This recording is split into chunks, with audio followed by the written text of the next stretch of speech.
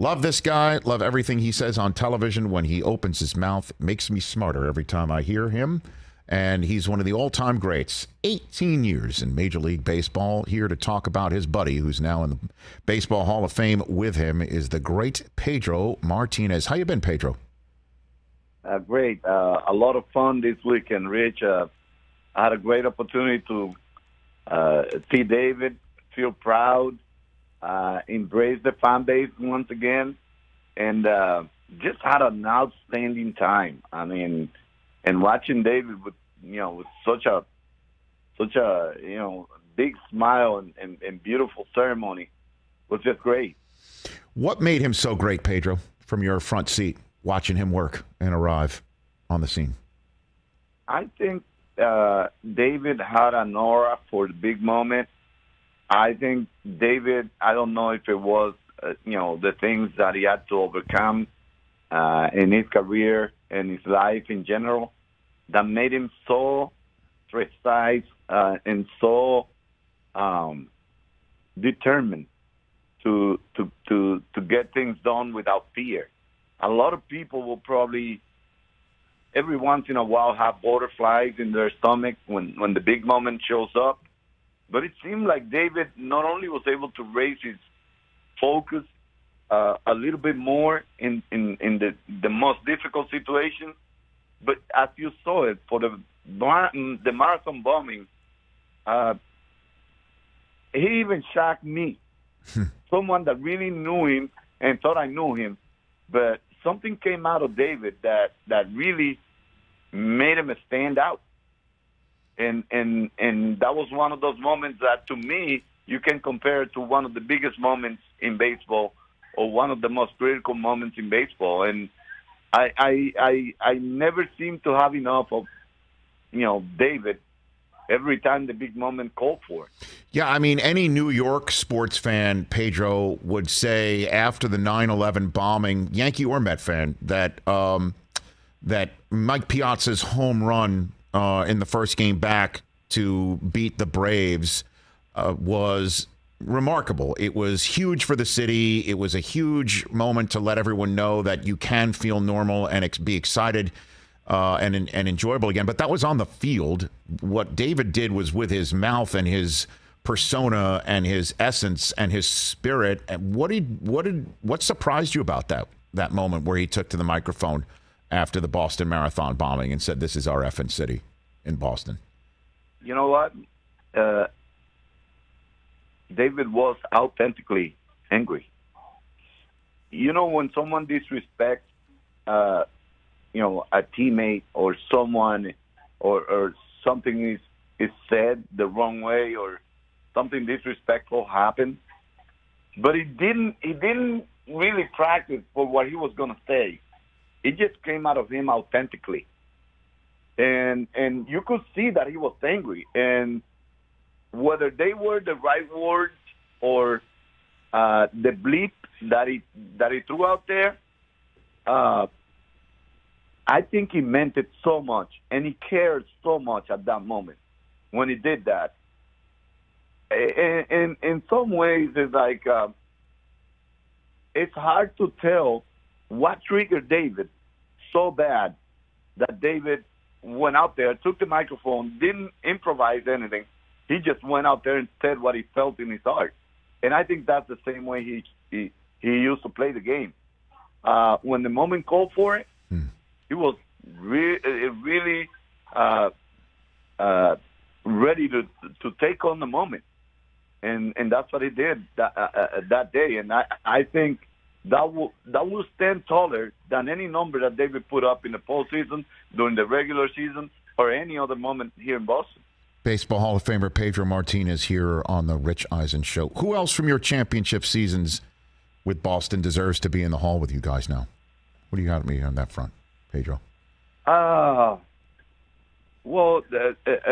eventually we're going to have to see, because I know some of those guys probably don't have the longevity to probably expect a Hall of Fame. But Manny has the numbers, but I just don't know because of how many times Manny was suspended for PEDs. But I have some guys around there with big numbers, but I just don't know that they have the time to actually earn a spot in the Hall of Fame away from Manny Ramirez numbers. What about Pedroia? What about Dustin Pedroia, Pedro? Pee-wee could be borderline. I wish he was healthy for at least 3 more years. I don't know specifically his numbers, but I know he put up some Hall of Fame numbers when he was playing. Now, how long he did it for, it's yet to be seen. But I haven't really analyzed those numbers or, gone deep into that.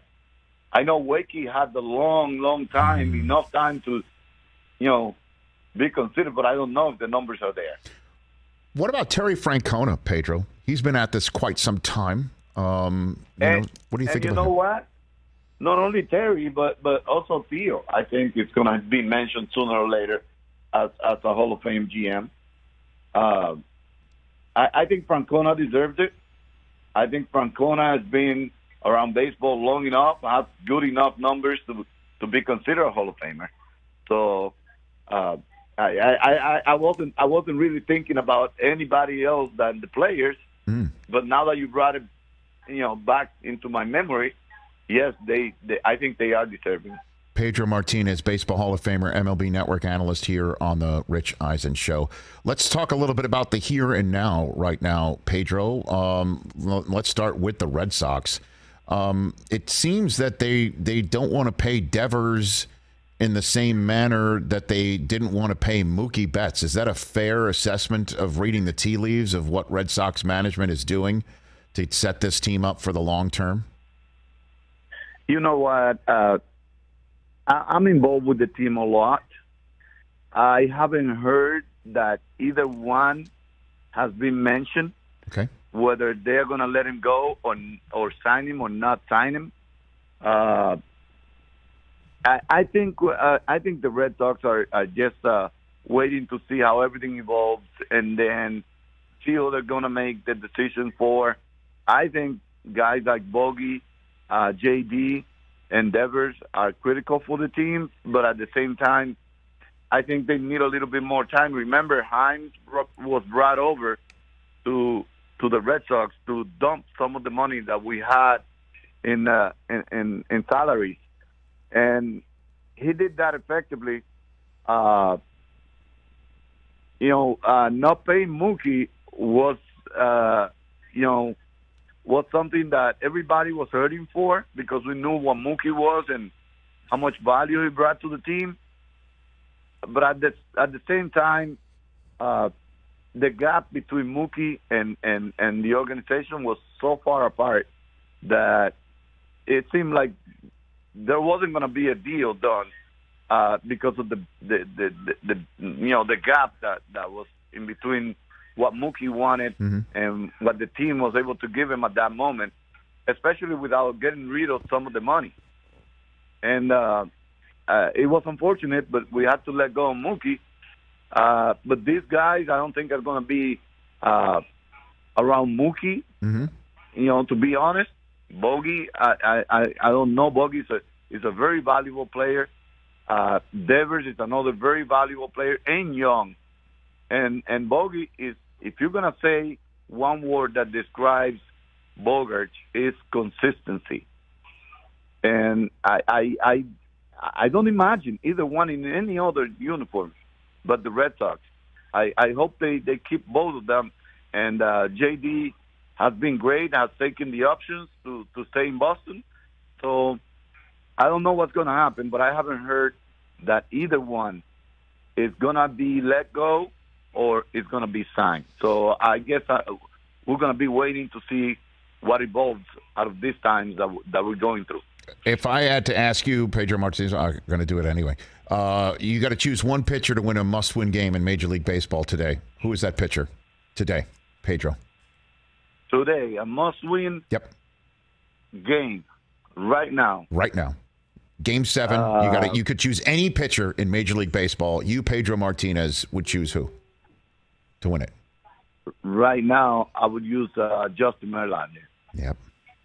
Justin Verlander, I think, has come out exactly the way he used to be, totally healthy. He's in command of everything he wants to do. Right now, he is the guy that will give you a win anytime you ask for it. He's going to be in that room with that plaque room with you one day. That is a fact. Oh, believe me. That is for sure. I'm expecting him. I'm expecting Max Scherzer. Yep. And I'm expecting Clayton Kershaw to join me when they finally, hang the cleats. Those are three guys that I have in the loop as far as the Hall of Fame, especially in the first ballot. Well, would you take Houston over the Yankees now? And anyone else? I mean, who do you have right now as we're entering deadline day? And obviously, Juan Soto could wind up on anybody's team, it seems. Who are you taking right now, Pedro?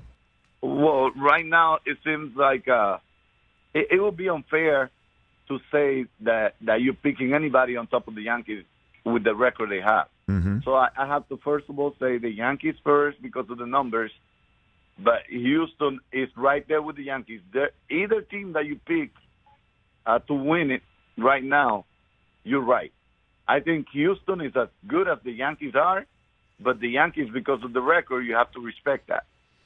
Well, if you're the Yankees, do you give up your farm system and maybe a couple of players on your team right now to stick Juan Soto in the lineup? Do you do something like that middle of this season? I don't think they need Juan Soto. I don't think they do. They have enough offense.